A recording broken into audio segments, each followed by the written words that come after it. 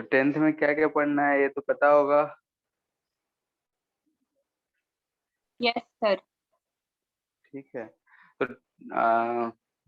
बहुत ही कम कम चीजें ही पढ़नी है टेंथ में एज कम्पेयर टू 11th और 12th। तो टेंथ में हम लोग को 5 चैप्टर मोस्टली पढ़ने होते हैं कि मतलब अगर पूरे देखा जाए तो 5 चैप्टर में क्लासिफाई किया हुआ रहता है, जिसमें एक होता है करेंट, फिर मैग्नेटिज्म, फिर लाइट से रिलेटेड रिफ्लेक्शन एंड रिफ्रैक्शन, और उसी में आ जाता है ह्यूमन आइज के बारे में और सोर्सेस ऑफ एनर्जी। ठीक है। तो हम लोग पहला पढ़ेंगे करंट, करंट इलेक्ट्रिसिटी। ठीक है। इलेक्ट्रिक करंट या फिर करंट इलेक्ट्रिसिटी। तो इलेक्ट्रिक करंट किसे कहते हैं बता सकते हो? Sir rate of flow of charge.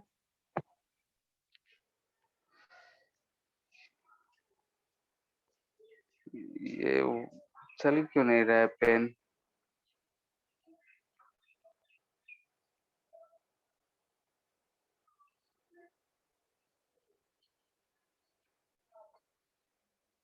पता नहीं, इसी में देखते हैं।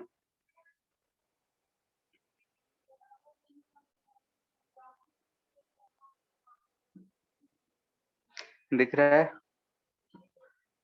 हाँ सर। ठीक है।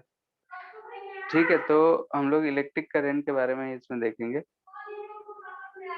Electric current. ठीक है।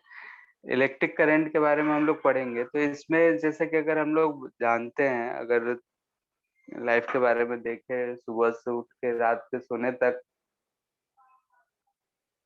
तो बिजली का जो है बहुत ही इम्पोर्टेंट रोल हो गया है आजकल हमारे लाइफ में। अगर आधे घंटे के लिए भी कट जाए तो जिंदगी मुश्किल में हो जाता है। ठीक है, मोबाइल चार्ज में ना रहे तो भी कष्ट है। तो आजकल हम लोग देखते हैं कि सब कुछ लगभग इलेक्ट्रिक से चलने वाला हो गया है। लगभग गाड़ी भी आजकल आने लगी हैं जो कि करंट से चार्ज करो और फिर चलाओ। ठीक है। तो आज के डेट में अगर हम जानते हैं तो करंट इलेक्ट्रिसिटी जो है बहुत ही इम्पोर्टेंट रोल प्ले कर रहा है हमारी जिंदगी में। अगर ये ना रहे तो हमें बहुत ही कष्ट झेलना पड़ सकता है, जैसे कि आदत लग चुका है अब हमें। क्योंकि पहले जमाने में करंट नहीं था फिर भी लोग रहने का आदी थे, लेकिन अभी के टाइम में अगर देखा जाए तो करंट जो है बहुत ही जरूरी चीज हो गया है। ठीक है। लगभग जो कुछ भी बोल लो, सुबह से उठ के बहुत सारे ऐसी चीजें हम लोग यूज करते हैं जो कि करंट से ही चल रही हैं। तो उसी के बारे में हम लोग इसमें पढ़ेंगे। तो करंट इलेक्ट्रिसिटी करंट के बारे में पढ़ेंगे। तो करंट पढ़ने से पहले हम लोग इसमें चार्ज को फ्लो कराते हैं। तो हम लोग इस सीक्वेंस में पढ़ेंगे कि चार्ज क्या होता है, फिर करंट क्या होता है, तो सब चीजें हम लोग देखेंगे। तो इसमें हम सबसे पहले चार्ज के बारे में ही डिस्कस करेंगे,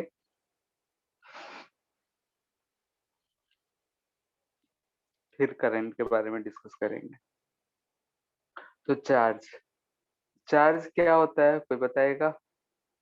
Sir, it is the inherent property of an elementary particle to attract or repel other lighter particles. ठीक है। प्रॉपर्टी ऑफ मटेरियल,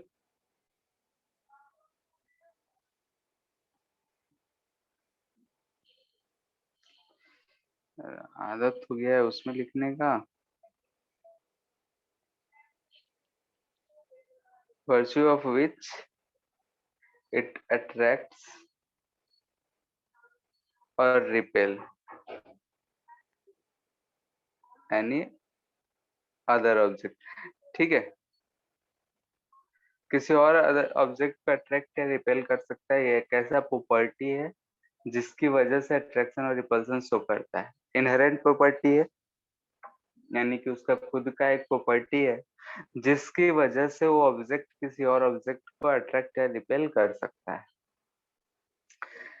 जैसे कि अगर हम लोग जानते हैं कि अगर हम दो पार्टिकल को ले ले, जैसे कि एक एग्जांपल लेते हैं कि कागज के छोटे छोटे टुकड़े कर ले हम लोग और पेन से, प्लास्टिक की पेन से उसे चिपकाने की कोशिश करते हैं। तो पहले नहीं चिपकता है, लेकिन अगर वही पेन को हम कपड़े से या बाल से रब कर देते हैं ड्राई हेयर से, तो उस कागज के छोटे छोटे टुकड़ों को अट्रैक्ट करने लगता है। तो वही बोलते हैं कि रब करने से उसमें एक ऐसा प्रॉपर्टी जनरेट हो गया जिसकी वजह से वो कागज के टुकड़ों को अट्रैक्ट करने लग रहा है। तो उसी प्रॉपर्टी को हम लोग बोलते हैं कि चार्ज।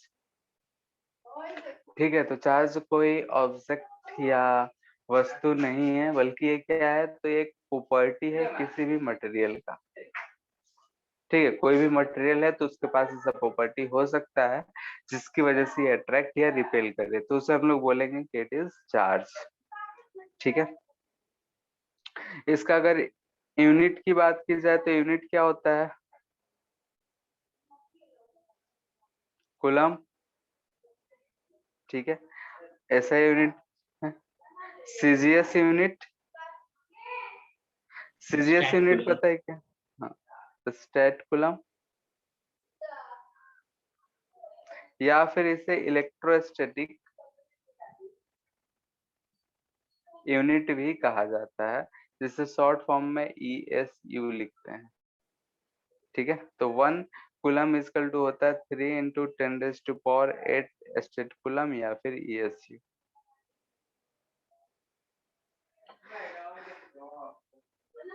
ठीक है, ऐसा यूनिट ये होगा।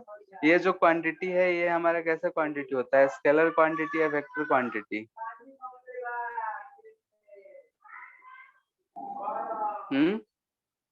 स्केलर। स्केलर क्वांटिटी होगा। स्केलर क्वांटिटी किसे कहते हैं? एडिटिव इन नेचर हो। ठीक है, जिसके पास मतलब सिर्फ मैग्नीट्यूड से काम बन जाए, हमारा डायरेक्शन का कोई लेना देना नहीं हो, डायरेक्शन का कोई लोचा ना हो, तो वैसे क्वांटिटीज को हम लोग बोलते हैं कि स्केलर क्वांटिटी। ये कितने तरह के होते हैं? हम्म, सर 2 तरह के। 2 तरह का होगा, कौन कौन सा? पॉजिटिव पॉजिटिव और एंड निगेटिव चार्ज। ठीक है, 2 तरह का ये चार्ज होता है, positive charge and negative charge. Positive किसे कहेंगे? जिसपे डेफिशिएंसी ऑफ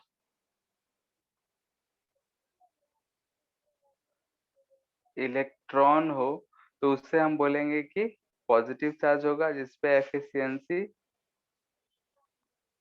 ऑफ इलेक्ट्रॉन हो, उसे कहेंगे कि उस पे निगेटिव चार्ज आएगा।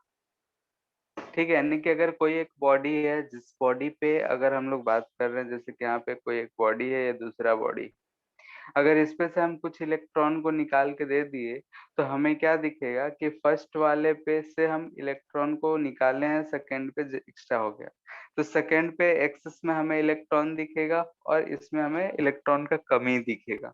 तो जिसमें से इलेक्ट्रॉन गया है, जिसमें इलेक्ट्रॉन की कमी दिख रही है, इस पे पॉजिटिव चार्ज आएगा, और जिस पे एक्स्ट्रा इलेक्ट्रॉन दिख रहे हैं उस पे निगेटिव चार्ज आएगा। तो उसी चीज को हम बोल रहे हैं कि डेफिशिएंसी जिसमें है, इलेक्ट्रॉन का जिसमें डेफिशिएंसी है, उस पे हम पॉजिटिव चार्ज बोलेंगे। जिसमें एफिशिएंसी है, उसे हम बोलेंगे कि उस पे निगेटिव चार्ज। ठीक है, इतना बात में किसी कोई दिक्कत? लिख लिए इतना?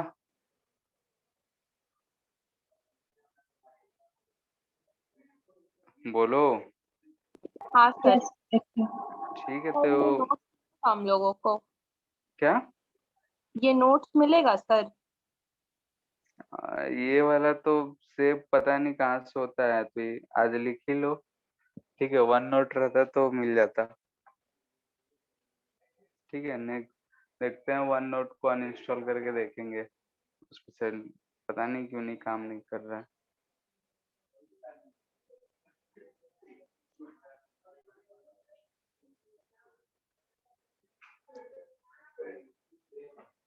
Save to-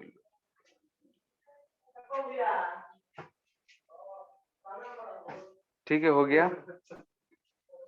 हाँ सर। ठीक है, तो फिर इसे डिलीट कर रहे हैं।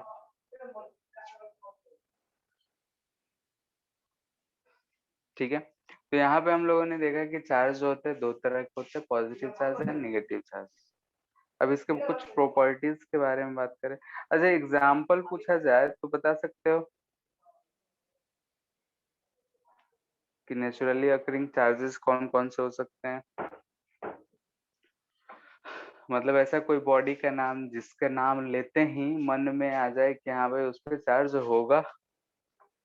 Electron, proton. Electron, proton, alpha particles, तो ऐसे ये सब पार्टिकल्स है जिसपे चार्ज रहता है। ठीक है, इलेक्ट्रॉन अगर हम नाम लेते हैं तो मन में आ जाता है कि चार्ज ऑफ इलेक्ट्रॉन जो होता है 1.6 इंटू 10⁻⁻19 कूलम होता है। ठीक है, जिसे हम लोग ई से भी रिप्रेजेंट करते हैं। निगेटिव में होता है, प्रोटॉन पे पॉजिटिव होता है। नेक्स्ट देखते हैं हम लोग प्रॉपर्टीज।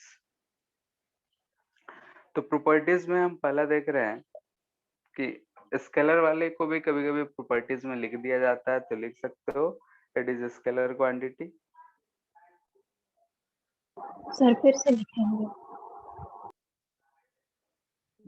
ठीक है, कभी कभी होता है कि राइट प्रॉपर्टीज ऑफ चार्जेस, तो वहाँ पॉइंट से होते हैं तो लिख सकते हो। ठीक है, सेकेंड,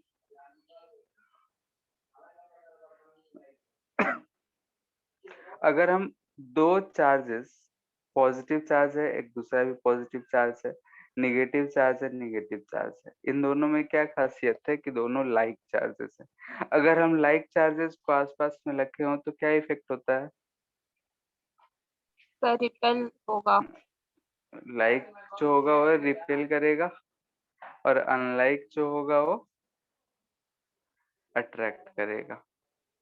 तो ये सब हम लोग बचपन से जानते हैं, क्लास 8 में भी था ये कि like charges attracts each other and unlike charges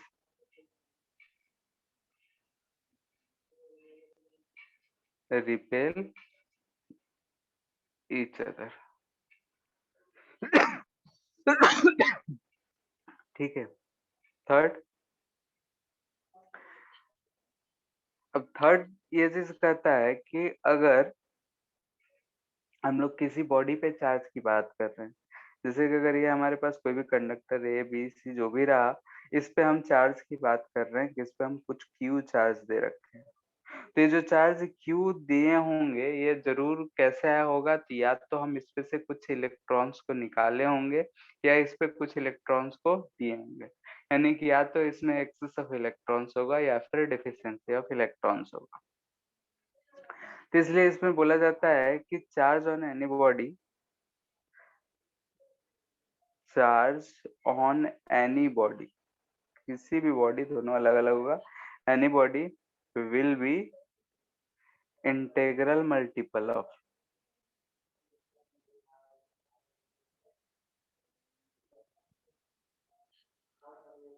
fundamental unit of charge.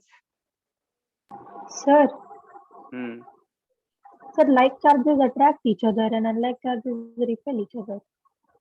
Like repel करेगा, सॉरी।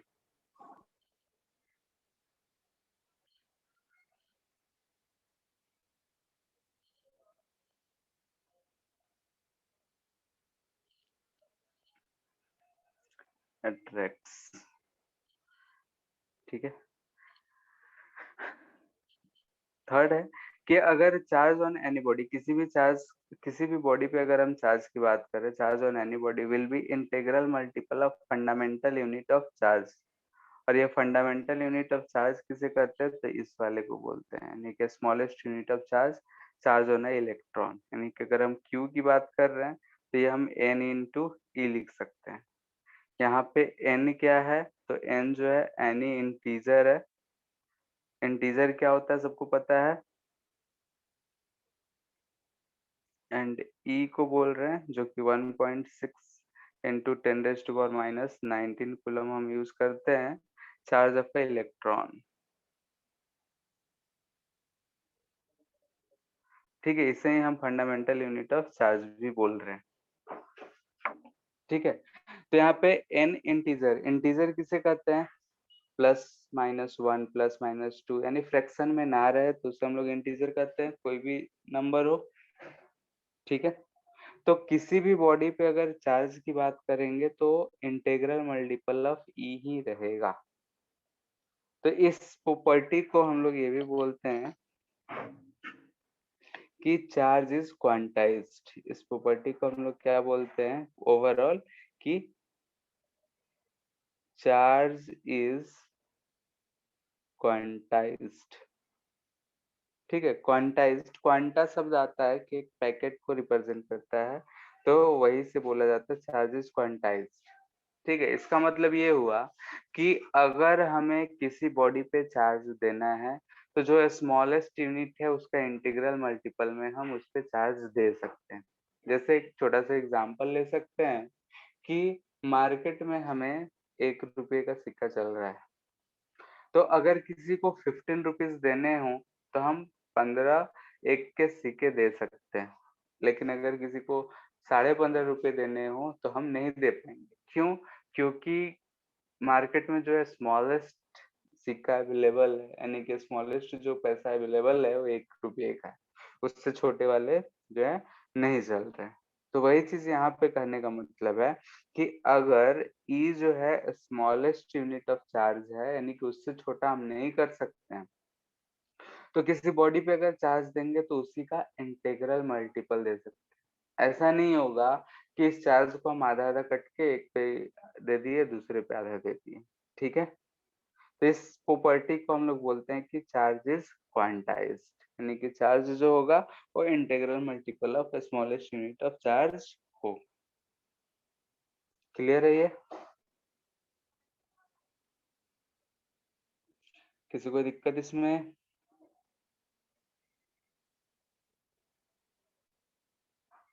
हेलो? Yes, हाँ या ना बोलो। हम्म, नहीं है सर। लिख दिए।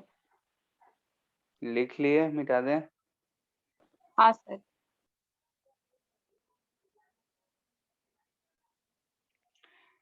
तीन प्रॉपर्टी, चौथा प्रॉपर्टी।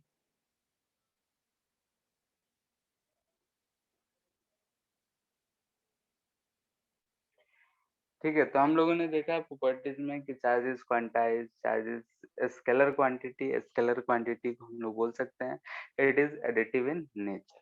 नेक्स्ट जो है charge is conserved.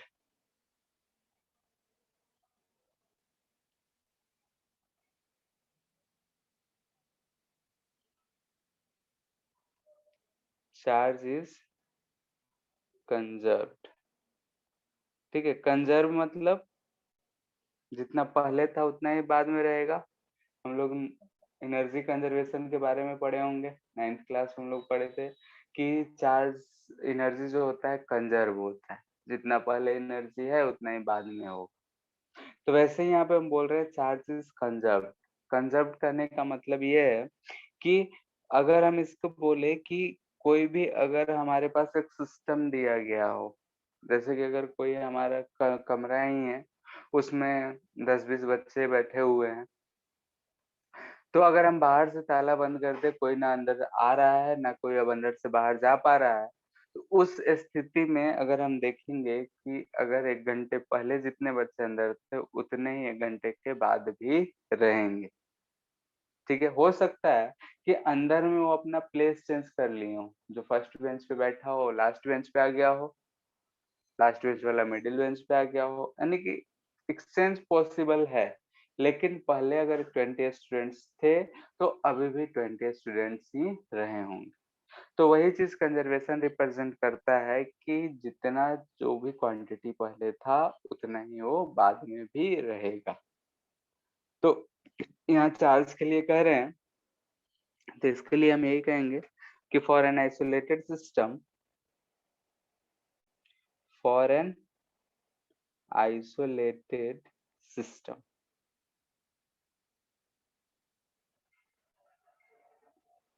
charge remains same. ठीक है, चार्ज होगा सेम रहेगा, it may transferred from one body to another.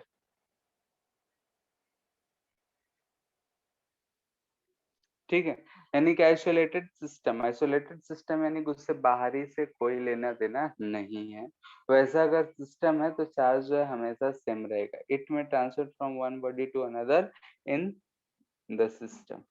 उस सिस्टम में अगर कोई बॉडी है तो उस बॉडी से एक बॉडी से दूसरे बॉडी को ट्रांसफर खेल सकता है, लेकिन जितना पहले टोटल चार्ज था उतना ही बाद में रहेगा। इसे हम अदर शब्द में ये ऐसा बोल सकते हैं, इसी स्टेटमेंट को दूसरे शब्दों में, कि charge can neither be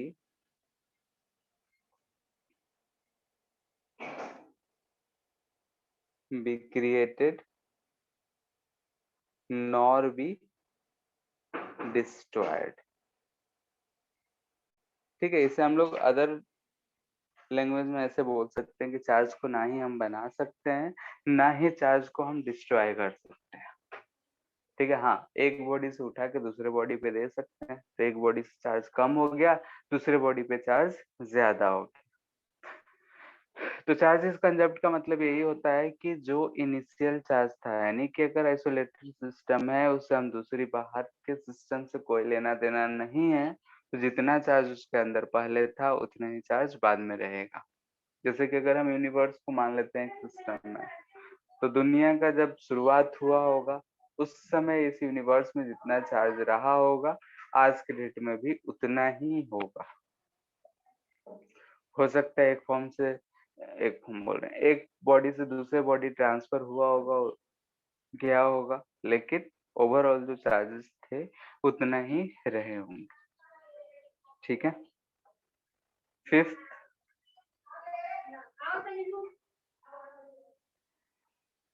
charge is always associated with mass। ठीक है, ये पॉइंट को ध्यान से समझना है। कह रहा है कि चार्ज अगर किसी बॉडी पे है तो चार्ज रहना है तो उस पे मास भी रहेगा ही। विदाउट मास चार्ज एग्जिस्ट नहीं कर सकता है। बात सही भी है। हम लोग अगर चार्ज की बात कर रहे हैं तो पॉजिटिव चार्ज या निगेटिव चार्ज। पॉजिटिव चार्ज यानी कि उस पे डेफिशिएंसी ऑफ इलेक्ट्रॉन्स हो, उसमें से कुछ इलेक्ट्रॉन्स निकाल लिए गए हों। और अगर निगेटिव है तो हम बोलेंगे कि एफिशिएंसी ऑफ इलेक्ट्रॉन है, यानी कि उस पर कुछ एक्स्ट्रा इलेक्ट्रॉन्स दिए गए होंगे। अगर हम किसी बॉडी से इलेक्ट्रॉन निकाल रहे हैं या फिर दे रहे हैं, ठीक है, इस बॉडी को हम या तो इलेक्ट्रॉन दें या फिर इससे इलेक्ट्रॉन निकालें, हम जानते हैं कि इस इलेक्ट्रॉन के पास मास होता है। ठीक है, इस इलेक्ट्रॉन के पास मास होता है। इलेक्ट्रॉन का मास जो होता है 9.1 इंटू 10⁻³ kg बोलते हैं हम लोग। ठीक है, तो अगर इलेक्ट्रॉन के पास मास है तो हम अगर इस पे कुछ एक्स्ट्रा इलेक्ट्रॉन दे रहे हैं, यानी कि हम कुछ एक्स्ट्रा मास दे रहे हैं, कुछ अगर इलेक्ट्रॉन निकाल लिए तब भी मास निकाल रहे हैं। तो इसीलिए बोला जाता है कि जो चार्ज है, अगर किसी बॉडी पे चार्ज की बात कर रहे हैं तो मास रहेगा तब भी चार्ज एग्जिस्ट कर सकता है। अगर कोई ऐसा पार्टिकल है जिसके पास मास नहीं है तो उस पर चार्ज नहीं हो सकता, जैसा कि फोटोन। ठीक है, फोटोन हम पैकेट ऑफ एनर्जी बोलते हैं, बंडल पार्टिकल इसे हम मानते हैं जो सनरेज में होता है। तो इसका रेस्ट मास 0 होता है। रेस्ट मास 0 होता है, तो इसलिए हम लोग बोलते हैं कि ये जो है फोटॉन्स जो होंगे ये चार्जलेस पार्टिकल हो, यानी कि इस पे चार्ज नहीं हो सकता है। क्यों? क्योंकि इसका मास जो होता है रेस्ट मास 0 होता है। क्लियर है इतना? सर हाँ, सर अगर मतलब सर आप बोले रेस्ट मास, तो मतलब किसी भी ऑब्जेक्ट का अगर स्पीड लाइट की स्पीड को थोड़ा मैच कर जाए तो उसका मास चेंज होने लगता है क्या? हाँ,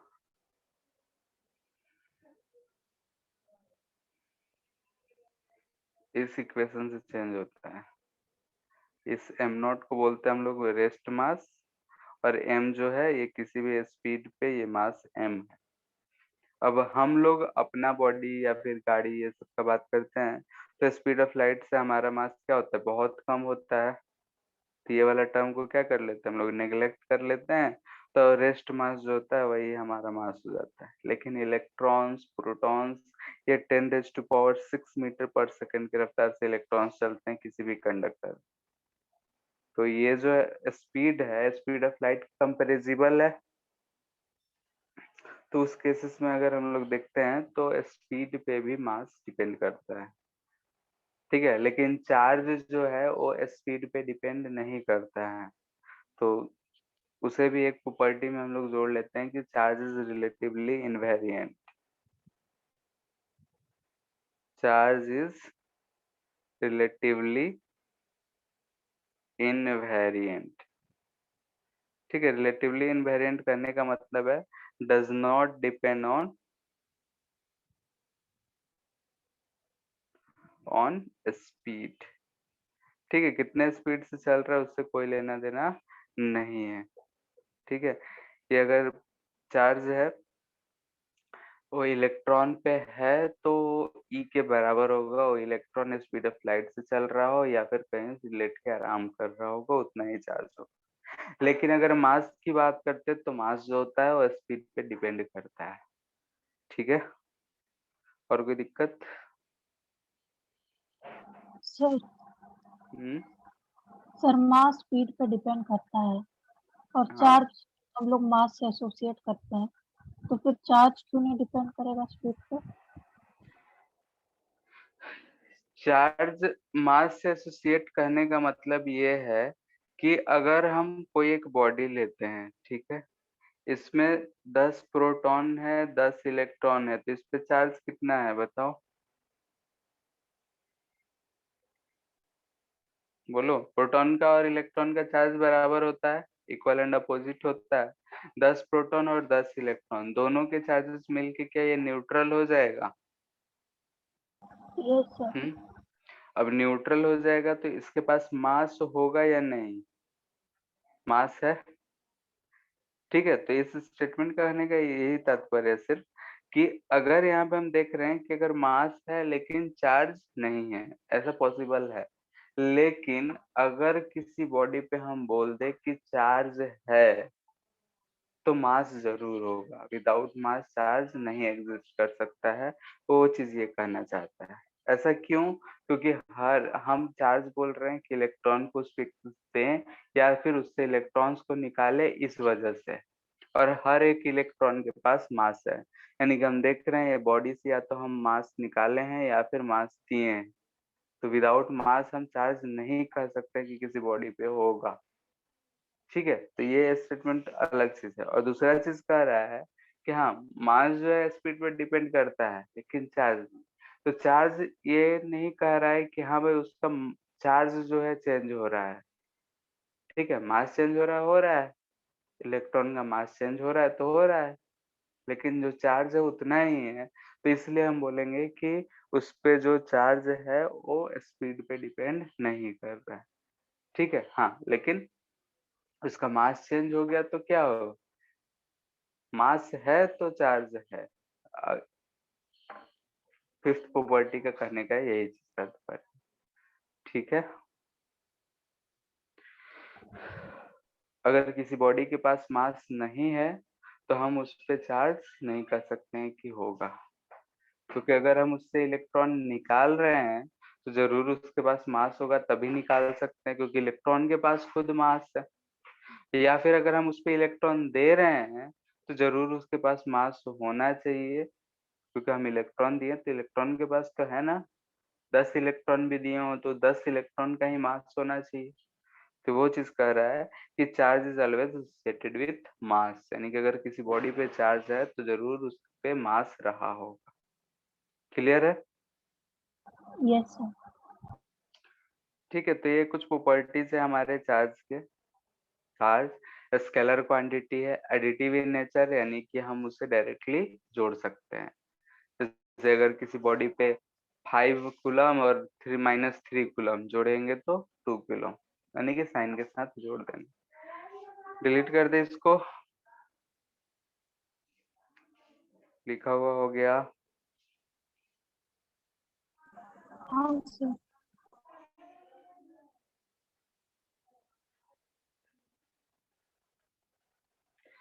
ठीक है। तो ये सब था हमारा कि अगर किसी बॉडी पे चार्जिंग का अगर हम बात कर रहे हैं कि चार्ज है कि नहीं है, चार्ज क्या होता है, उसके प्रॉपर्टीज क्या क्या थे, उन सब चीजों पे हम लोगों ने अभी चर्चा किया है। अब अगर हम इस चार्जेस मान लेते हैं कि इस चार्ज को फ्लो कराना है, ठीक है, अगर किसी बॉडी में चार्ज को फ्लो कराना है तो उस पर चर्चा करेंगे। तो उससे पहले हम टाइप्स ऑफ मटेरियल देख लेते हैं। टाइप्स ऑफ मटेरियल जो यूज करते हैं हम लोग basically on the basis of conduction ही करेंगे।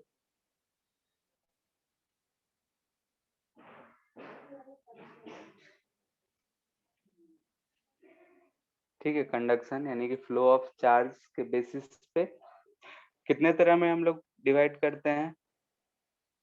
एक तो कंडक्टर्स, दूसरा इंसुलेटर्स और तीसरा सेमीकंडक्टर। सर इसमें हम लोग सुपर कंडक्टर का बात नहीं करते हैं? नहीं, सुपर कंडक्टर अलग चीज हो जाता है। ठीक है, कोई भी कंडक्टर्स है उसे अगर बहुत ही लो टेम्परेचर कर देते हैं तो अपना रेजिस्टेंस खो देता है, तो उसे हम लोग कहते हैं सुपर कंडक्टर। ठीक है, तो इसमें हम लोग 3 ही पार्ट में डिवाइड करते हैं, conductors, insulators and semiconductor. Conductors किसे कहेंगे, बोलो। सर जिसमें करंट के पाथ में रेस्ट्रिक्शन कम हो। It's allowed to pass current through it. ठीक है, इजिली, जो इजिली करंट अपने थ्रू पास करने देता है। करंट करने का मतलब तुम लोग थोड़ा बहुत जानते हो कि rate of flow of charge होता है, नहीं पढ़े फिर भी बता रहे हैं कि चार्ज के फ्लो को आसानी से अगर करने देता है तो उसे हम लोग बोलते हैं कंडक्टर। ऐसा क्यों होता है।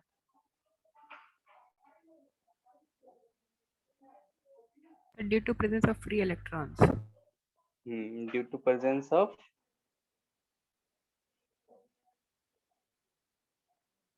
Gents of large amount of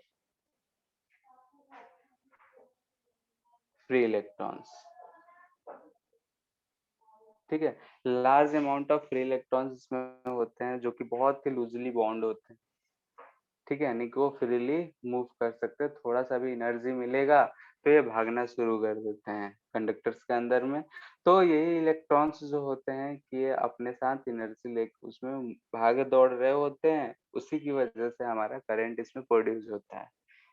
ठीक है, तो रुकावट कोई नहीं होता है, आराम से वो कैरी करते रहते हैं। इसके एग्जाम्पल बता सकते हो, बहुत सारे हैं। कॉपर, एल्युमिनियम, आयरन, और क्या, ह्यूमन बॉडी।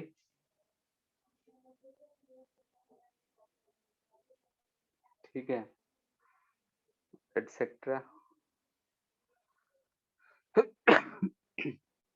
वेट वुड ले सकते हैं, इलेक्ट्रोलाइट ले सकते हैं, मतलब बहुत सारे होते हैं जो कि कंडक्टिंग होते हैं। तो हम यहाँ कंडक्टर्स मटेरियल्स की बात कर रहे हैं, तो हम बोल सकते हैं कि जो भी अलाउ करता है उसे हम कंडक्टर कहते हैं।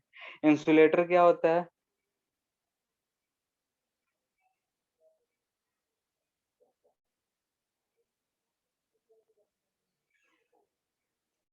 Current through it.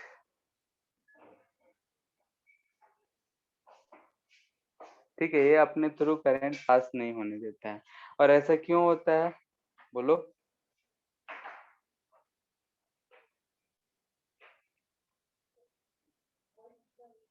Electrons are tightly bound.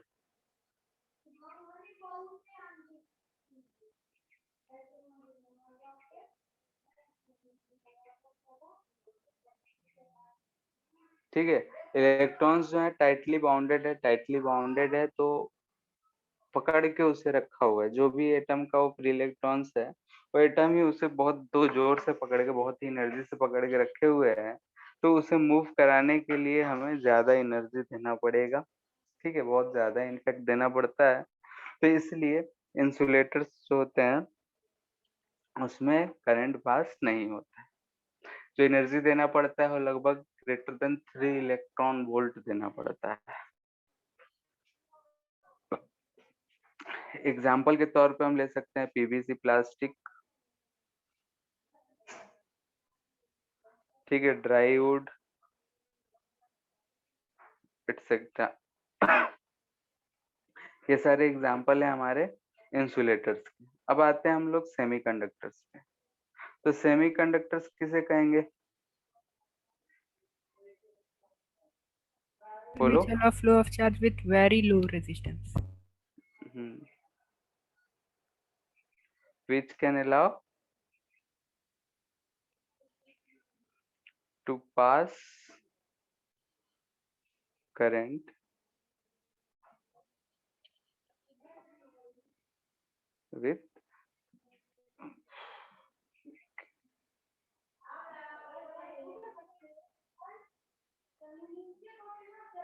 with low resistance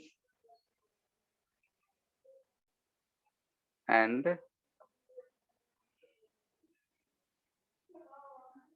we can control flow of current। ठीक है, इसमें हम लोग फ्लो ऑफ करंट को कंट्रोल कर सकते हैं। इसके एग्जांपल्स जो हैं वो हैं germanium, silicon, gallium arsenide etcetera. ठीक है, ये सारे एग्जांपल है सेमीकंडक्टर्स के। आजकल सेमीकंडक्टर्स जो है फैशन में चला हुआ है। ठीक है, सब कुछ सेमीकंडक्टर पे ही डिपेंडेंट है। लगभग हर इलेक्ट्रॉनिक डिवाइसेस जो भी हैं सारे में सेमीकंडक्टर्स का यूज है। ठीक है, सेमीकंडक्टर आने से बड़े बड़े जो चीजें थी वो छोटे छोटे हो गए हैं। जैसे पहले टीवी जो लगा होता था उसमें वैक्यूम वेल लगा होता था, पीछे लंबा चौड़ा सा होता था। आजकल एलसीडी आने से, लिक्विड क्रिस्टलाइन आने की वजह से, जो कि सेमीकंडक्टर ही है, वो उसके आने की वजह से अब हम लोग देखते हैं कि एकदम पतला सा फ्रेम टाइप का थिकनेस में ही आ जा रहा है एलसीडी। ठीक है, सोलर सेल्स में भी जो वर्किंग है वो सेमीकंडक्टर के ऊपर ही है। आजकल एलईडी बल्ब फैशन में चला हुआ है। वो भी जो एलईडी है वो भी और कुछ नहीं बल्कि सेमीकंडक्टर ही है।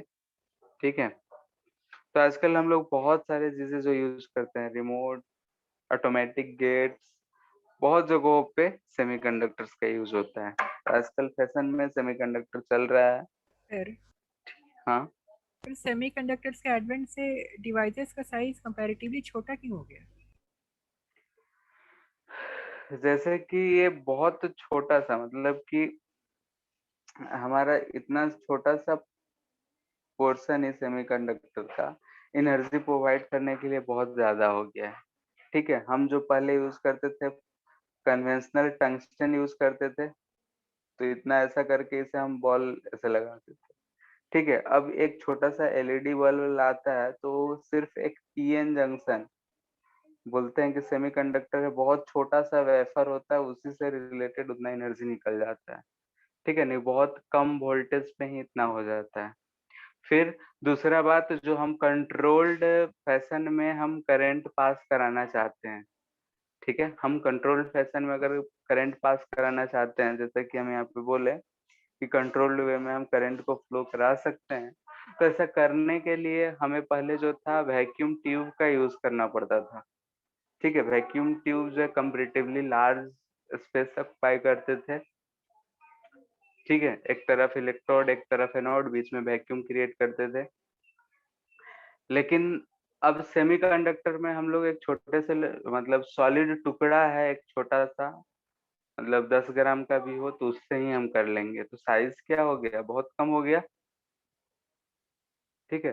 जैसे एग्जांपल दिए थे कि जो हम लोग पहले टीवी आता था, देखिए वो पहले पीछे से बहुत निकला हुआ रहता था, ठीक है। तो ऐसा क्यों होता था, क्योंकि पीछे हम ग्लास का एक ऐसा चेम्बर लगा हुआ रहता था, ठीक है। ऐसा कुछ अंदर वैक्यूम रहता था, यहाँ से इलेक्ट्रॉन्स जनरेट होते थे, कैथोड रेज आते थे और इधर स्क्रीन पे चलते थे।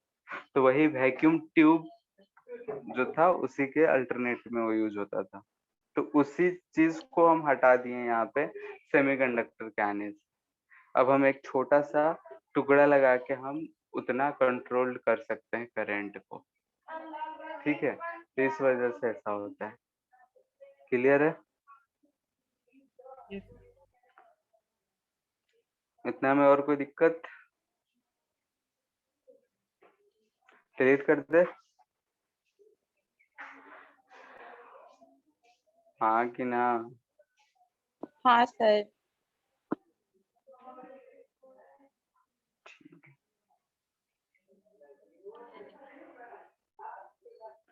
ठीक है फिर। तो इतना हम लोगों ने देखा कि अब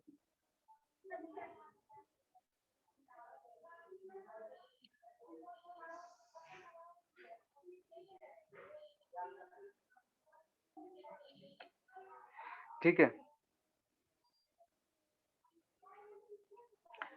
अब हम लोग देखते हैं कि अगर हम मान लेते हैं कि चार्ज क्या है ये समझ गए, मटेरियल कंडक्टर हो सकता है, इंसुलेटर और सेमीकंडक्टर, तीन तरह का मटेरियल हो सकता है, वो चीज हम लोग समझ गए, ठीक है।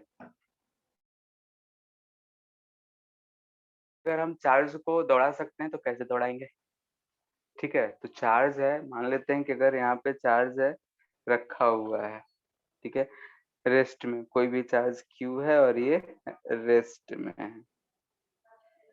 तो अगर रेस्ट में है तो उसे हमें दौड़ाना है, एनर्जी देना है, तो हम कैसे देंगे? कोई भी चार्ज, कोई भी चीज अगर रेस्ट में छोड़ते हैं भागने लगे तो क्यों भागता है, बोलो? जैसे हम पत्थर है घिस के फेंकते हैं तो क्यों भाग रहा है? क्योंकि हमने उसे काइनेटिक एनर्जी दिया है, इस वजह से भाग रहा है।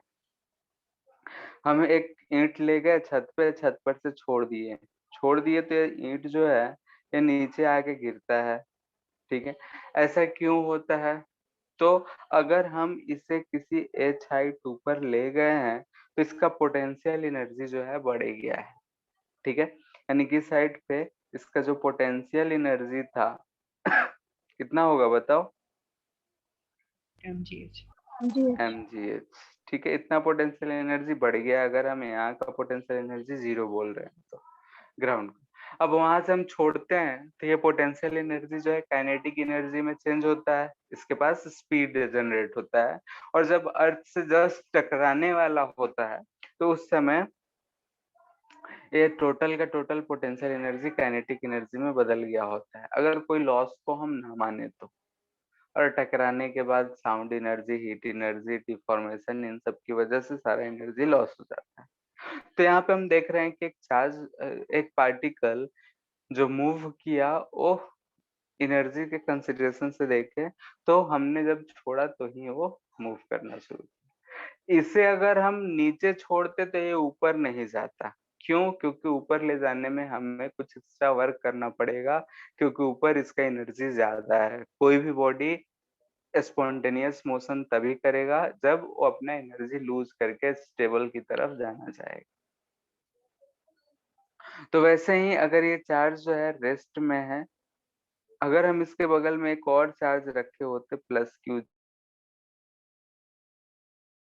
करता और ये इधर की तरफ भागता, अगर हम छोड़ते तो, ठीक है। अगर हम दो चार्जेस को किसी दूरी पे रखे हों और हम बोले कि दोनों को पकड़ के रखे हुए हैं, रेस्ट पे रखे हुए हैं, लेकिन अगर अब इसको हम फिक्स ही रखते हैं और इसको हम रिलीज कर देते हैं, रिलीज करेंगे तो हम जानते हैं दोनों में रिपल्सन होगा, लाइक चार्जेस है रिपल्सन होगा, स्मॉल क्यू चार्ज भागेगा। चलो भागेगा फोर्स के हिसाब से हमने समझ गया, रिपल्सन होगा तो भागेगा।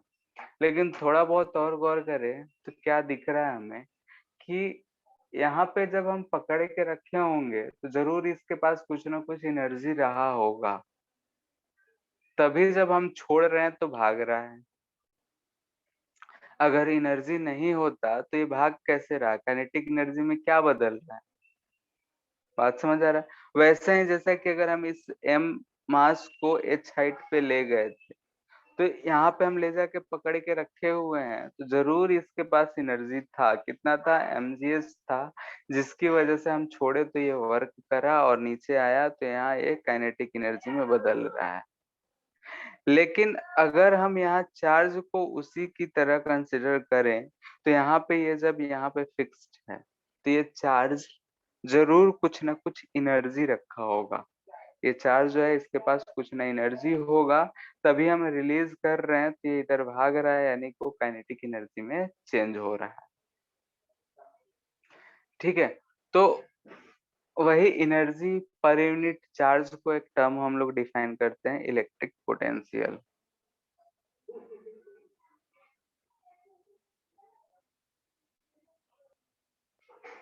ठीक है, तो इलेक्ट्रिक पोटेंशियल हम लोग डिफाइन करते हैं। क्या डिफाइन करेंगे, तो यहाँ पे हमें दिख रहा है कि ये जो एनर्जी है इसके पास स्टोर्ड है, तो हम लोग उसे इन्फिनिटी से उठा के ले आते हैं। इन्फिनिटी से उठा के लाएंगे तो हमें दिख रहा है कि कुछ वर्क करना पड़ रहा है। जैसे कि अगर एक पॉजिटिव चार्ज है यहाँ पे, हम एक चार्ज को यहाँ इससे इनफिनाइट दूरी से उठा के ला रहे हैं, तो जब ला रहे होंगे तो इस पॉजिटिव चार्ज के कारण इस पे इधर रिपल्सिव फोर्स लग रहा है। इस रिपल्सिव फोर्स के अगेंस्ट में हम धक्का दे दे के ले आ रहे हैं, यानी कि हमें कुछ वर्क करना पड़ा होगा। तो जो हम वर्क किए रहते हैं वही जो है इसमें पोटेंशियल एनर्जी के फॉर्म में स्टोर होता है। तो हम लोग ऐसे डिफाइन कर देते हैं, work done in bringing a unit positive charge,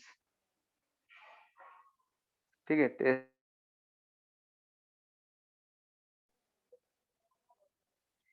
infinity to a point in external electric field is called electric potential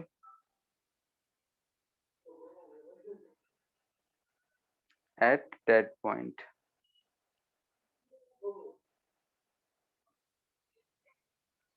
ठीक है, उस पॉइंट का ये इलेक्ट्रिक पोटेंशियल कहलाएगा।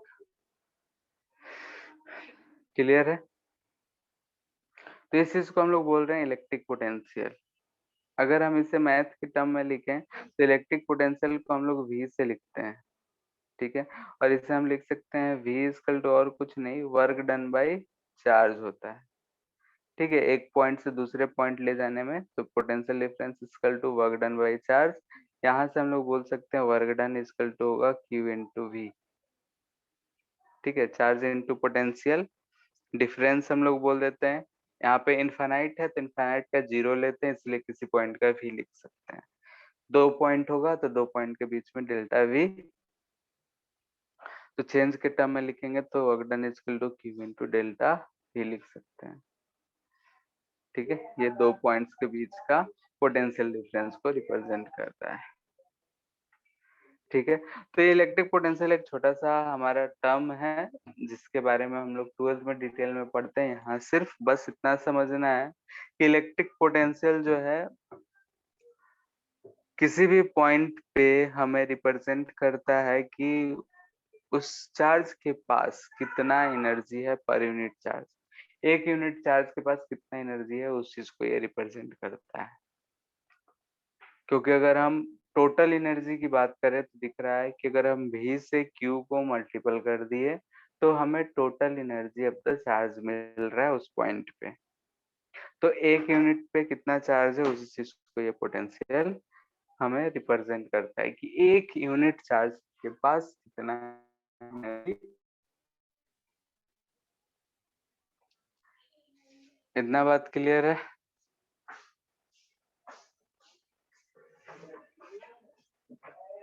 बोलो। Yes sir. मिटा दें? सर इंटरनल इलेक्ट्रिक फील्ड भी होता है क्या? क्या? सर इंटरनल इलेक्ट्रिक फील्ड भी होता है? अब वो डिपेंड करता है कि हम जिस सिस्टम के बारे में बात कर रहे हैं उस सिस्टम की वजह से इलेक्ट्रिक फील्ड नहीं है तो उसे एक्सटर्नल बोलेंगे, उसकी वजह से है तो इंटरनल बोलते हैं। ठीक है, जैसे हम किसके बारे में बात करना चाहते हैं उसके ऊपर डिपेंड। क्लियर है? उसके अलावा और कोई चीज है तो उसको एक्सटर्नल बोल देते हैं, एक्सटर्नल फैक्टर्स बोला जाता है ना, वैसे ही उसकी वजह से है तो उसे एक्सटर्नल फील्ड कहा जाता है। क्लियर है? Yes sir. डिलीट कर दें?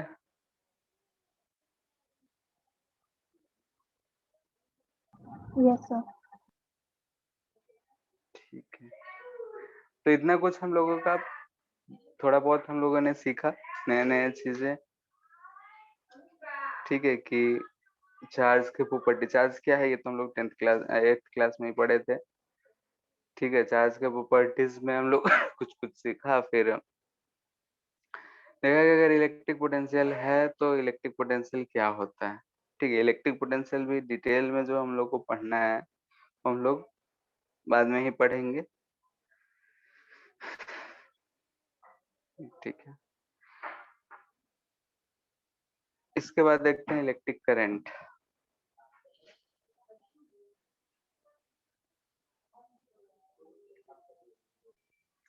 इलेक्ट्रिक करंट, इलेक्ट्रिक करंट क्या होता है? जैसे कि अगर हम मान लेते हैं कि यहाँ पे हमारे पास कोई एक क्रॉस सेक्शनल एरिया है। ठीक है, ये कंडक्टर है, यानी कि वायर का एक कुछ पार्ट है, आगे भी एक्सटेंडेड है पीछे भी एक्सटेंडेड है, बीच में हम एक क्रॉस सेक्शन ले लिए हैं। मान लेते हैं कि इस क्रॉस सेक्शन से कुछ चार्ज जो है इधर डेल्टा टी टाइम में पास करा है। ठीक है, delta Q charge delta T time में इस एरिया को क्रॉस करके गया है, तो हम लोग करंट डिफाइन करते हैं I equal to delta Q by delta T. ठीक है, इसको हम लोग बोलते हैं कि ये जो है हमारा एवरेज करंट है। क्या है? Average current. ठीक है, एवरेज करंट यानी कि रेट टोटल चार्ज फ्लोन पर unit time, total charge upon total time, जिसे हम लोग इसे बोल देते हैं rate of flow of charge. ठीक है, rate of flow of charge को हम लोग करंट बोल देते हैं। अगर ये डेल्टा टी टाइम बहुत छोटा हो गया तो हम लोग I equal to D Q by D T लिखते हैं। ठीक है, इसे हम लोग क्या बोलते हैं? Instantaneous current. ठीक है, ये चीज तो पता होगा d Q by D t क्या होता है, differentiation of q with respect to t. यहाँ से हम लोग इससे भी ऐसे भी लिख सकते हैं d q equal to i d t. ये सब पढ़ लियो ना? Yes yes sir. सर। ठीक है, तो ये चीज तो समझ आ रहा होगा। I equal to D Q by D T यानी इंस्टेंटेनियस करंट है average delta Q by delta T. Delta Q यानी कि कुछ चेंज जो है लार्ज चेंज को रिप्रेजेंट कर रहा है, और डी क्यू बहुत ही स्मॉल चेंज को रिप्रेजेंट कर रहा है, बहुत ही स्मॉल टाइम।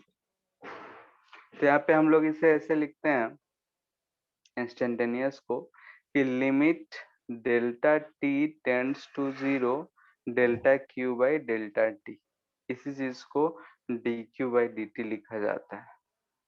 ठीक है, तो लिमिट के बारे में अभी ज्यादा नहीं पता होगा, ये सिंबल है लिमिट एल आई एम, और ये चीज रिप्रेजेंट कर रहा है कि टाइम जो है delta t tends to zero है। कहने का मतलब जो चेंज इन टाइम है वो 0 है, यानी कि किसी एक पार्टिकुलर टाइम को रिप्रेजेंट किया जा रहा है। तो किसी पार्टिकुलर टाइम पे जो करंट फ्लो होगा उसे हम बोलते हैं इंस्टेंटेनियस करंट। इसका अगर यूनिट की बात की जाए तो यूनिट क्या होगा? एम्पियर, जिसे हम लोग कैपिटल ए से लिखते हैं। और अगर फंडामेंटल यूनिट्स के बारे में पढ़े होगे तो पढ़े हो क्या कुछ फंडामेंटल यूनिट्स?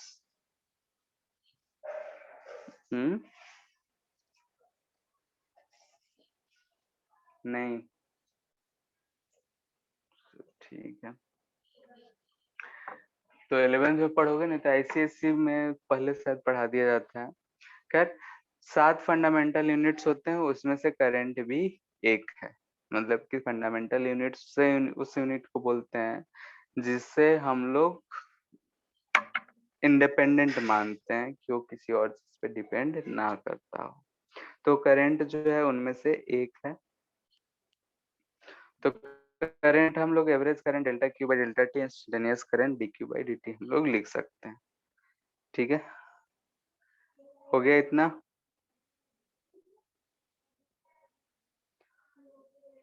करंट को हम लोग बोलेंगे तो it is rate of flow of charge या charge crossing per unit time through a given cross section is called current.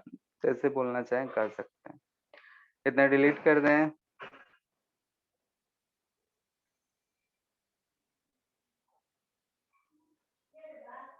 Hello, yes sir. ठीक है, ठीक है। तो हम लोगों ने देखा कि अगर I इजकल टू हम बोल रहे हैं कि Q बाई टी है, ठीक है। इसका यूनिट जो हम लोगों ने बोला वो एम्पियर है, इसे हम एम्पियर से लिखते हैं। तो एम्पियर और कुछ नहीं बल्कि क्या दिख रहा है? कूलम पर सेकेंड दिख रहा है, ठीक है, यानी कि charge flown upon time T. अगर हम यहाँ से देखें तो 1 ampere is equal to 1 coulomb upon 1 second लिख सकते हैं। तो यहाँ से हम लोग 1 एम्पियर को बोल देते हैं कि डेफिनेशन है कि अगर 1 कूलम 1 सेकेंड में पास होगा तो 1 एम्पियर कहलाएगा। ठीक है, लेकिन 1 एम्पियर का डेफिनेशन यहाँ से फिलहाल हम लोग यही बोलेंगे कि 1 coulomb charge flown in 1 second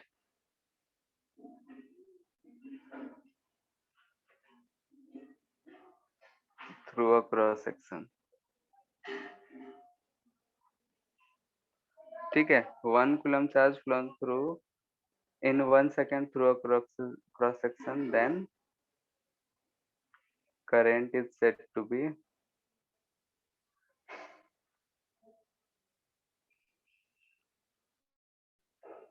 passed equal to 1 ampere.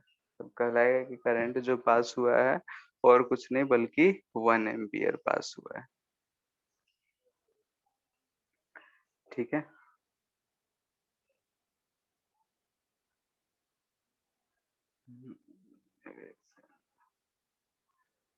इतना बात में किसी को दिक्कत?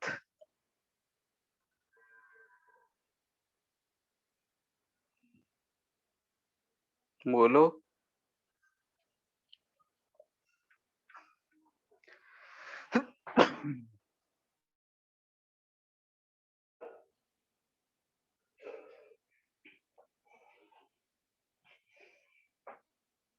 Hello, no sir. ठीक है, तो आज इतना ही रहने दे रहे हैं, पहला ही दिन है तो इतना को एक बार पढ़ना है क्या क्या होता है। और नेक्स्ट क्लास में हम लोग इससे आगे देखेंगे कि करंट से रिलेटेड क्वेश्चंस देखेंगे। फिर देखेंगे कि पोटेंशियो में पोटेंशियल डिफरेंस और करंट मेजर किस पे करते हैं, एमीटर वोल्टमीटर क्या होता है, कैसे कनेक्ट करेंगे। फिर सर्किट में सिंबल्स ये सब कैसे यूज होता है, कन्वेंशनल डायरेक्शन ऑफ करंट क्या होगा, तो सब चीजें हम लोग देखेंगे। ठीक है सर हाँ, सर पहले बोर्ड में तो लाइट और ह्यूमन कलरफुल वर्ल्ड आ रहा है। तो शुरू करने से पहले ना बोलना चाहिए था। पर आज हम लोग के स्कूल की टीचर बोल रही थी कि ह्यूमन आई को सिलेबस से हटा दिया गया है। ये सर उसमें ह्यूमन आई हट चुका है। नया वाला आ गया क्या? पिछले साल तो हट गया था, इस साल का पता नहीं। सर पिछले पर साल जो आया है ना, इस साल है, नहीं हट। तो उसमें सर जो मैग्नेटिज्म चैप्टर है उसको सेकेंड टर्म में डाल दिया गया है। तो हम लोग का तो वो मतलब ऑलमोस्ट कंप्लीट हो गया था स्कूल में। तो फिर अभी आज मैम लाइट स्टार्ट। ठीक है, तो शुरुआत जब शुरू किए थे उसी समय बोलना चाहिए थे ये बात। सर इलेक्ट्रिसिटी तो आ ही रहा है। ये आ रहा है ना, तो इसको खत्म करके फिर उधर शुरू कर लेंगे। ठीक है, इलेक्ट्रिसिटी और मैग्नेटिज्म दोनों दूसरे बोर्ड में आ रहा है। मतलब फर्स्ट टर्म में नहीं आ रहा है? 2 बार हो गया ना एग्जाम अभी। हाँ, फर्स्ट टर्म में लाइट और जो human I and colourful world में ह्यूमन आई हटा दिया गया है, वो आ रहा है। अच्छा, और एक करंट और मैग्नेटिज्म सेकंड टर्म में आ रहा है। में चला गया है सर। ठीक सर है, पता नहीं, मतलब हम लोग के स्कूल में मैम बोली है कि फर्स्ट टर्म में इलेक्ट्रिसिटी कंप्लीट हो गया तो एक वो आएगा और एक लाइट आएगा। ठीक है, हम भी एक बार देख लेंगे नए के हिसाब से क्या दिया है, और अगर आ रहा होगा तो इसे कंप्लीट करके फिर लाइट पढ़ लेंगे और क्या। ठीक है, यस नहीं आ सर। रहा होगा तो फिर लाइट ही। ठीक है फिर। सर एम्पियर का डेफिनेशन क्या है? हम्म एम्पियर का जो फंडामेंटल यूनिट का चार्ट में डेफिनेशन दिया रहता है। वो अलग से है। जैसे कि अगर मैग्नेटिज्म पढ़ते हो तो समझ में आएगा वो। अभी नहीं। जैसे कि दो, अगर मान लेते हैं हमारे पास दो ऐसे वायर्स हैं, दोनों में करंट आई बह रहा है, तो ये दोनों जो है अट्रैक्टिव फोर्स लगता है इस दोनों पे मैग्नेटिक फील्ड की वजह से, क्योंकि करंट कैरिंग कंडक्टर भी मैग्नेटिक फील्ड प्रोड्यूस करता है। तो जो फोर्स लगता है वो 2 × 10⁻⁷ न्यूटन लगेगा जब ये हम 1 मीटर के दूरी पे रखे होंगे। तो उस समय जो करंट यूज करते हैं इसमें I1 और I2, उसको हम लोग बोलते हैं कि वो 1 एम्पियर है। जबकि इस फोर्स का फॉर्मूला होता है μ0I1I2/2D। ठीक है, 2πD।